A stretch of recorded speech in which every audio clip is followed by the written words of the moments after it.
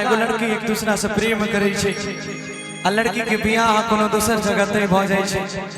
लड़का जे दिन लड़की के बियाह रहे छे वही दिन ओकरा फोन करे छे कि देखी से हमर पगली हमर जान दुल्हन के रूप में केना लागे छे कहने लागे छे। दसे लड़की जब फोन उठावे छे वीडियो कॉल पर तो लड़का बड़ सुंदर भाव में कोना कहे छे, कोट दे के देखिएगा। वो लड़का बड़ा उदास रहता है उसका चेहरा और रोते रोते उस लड़की से कैसे कहता है कि तेरी मोहब्बत ने मुझे सरेआम कर दिया, मैं बड़ा सीधा सच्चा था मुझे बदनाम कर दिया। तेरी मोहब्बत ने मुझे सरेआम कर दिया, मैं बड़ा सीधा सच्चा था मुझे बदनाम कर दिया। अरे तुमने तो इस कदर तोड़ा है मुझे कि तुमने इस कदर तोड़ा है मुझे कि मुझे मेरे माँ बाप के नजरों में भी नाकाम कर दी। बड़ा सुंदर भाव में लड़का वो लड़की के कहे छे गुना कि है के कराले अरे हरा दे लगा भई छे रनिया अरे लगा भई छे रनिया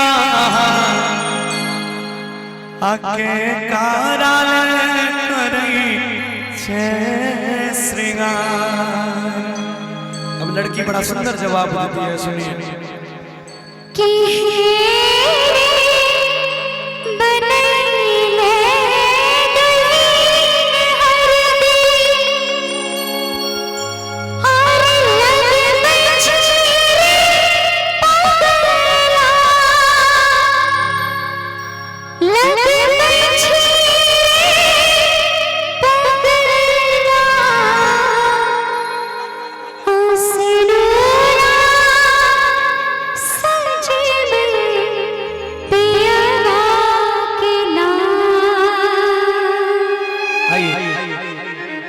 हम उठाए स्लो, थोड़ा सा स्लो लेके चलिएगा।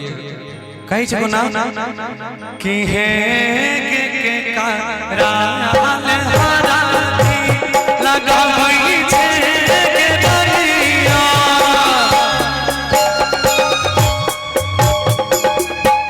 हे के जान के कराल हरा दी लगा भई छे रनिया लगा भई छे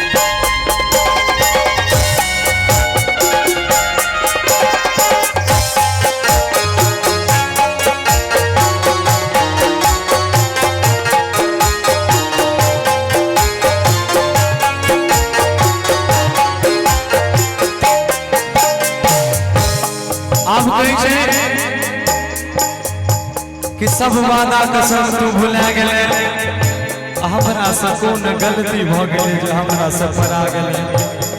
कोना हे के कोई सबटा वादा कसम एक क्षण में तोड़ा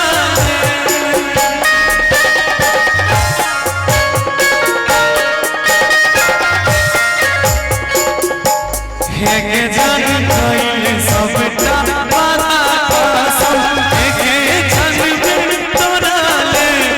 एक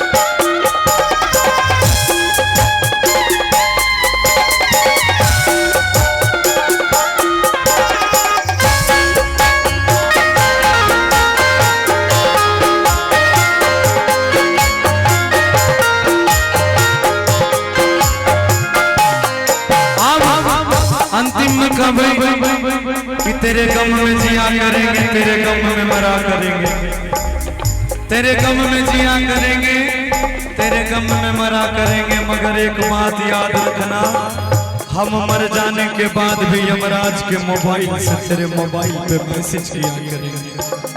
कोना है के जान सबसे ज्यादा चाहिए